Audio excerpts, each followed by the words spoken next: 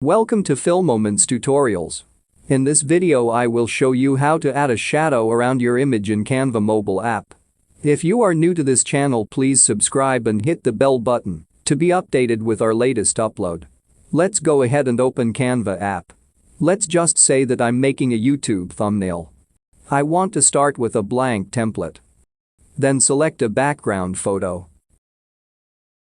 I prepared an image for this video. It's a PNG format that I downloaded from the internet. Now let's import the image. Let me adjust it first. Now when your image is ready, tap this effects icon. Swipe to the left and tap shadow.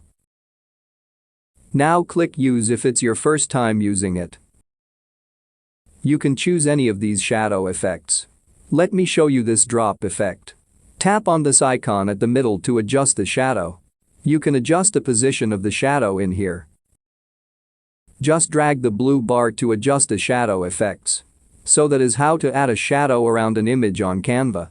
For more how-to tutorials, please subscribe or click our other videos to keep on watching.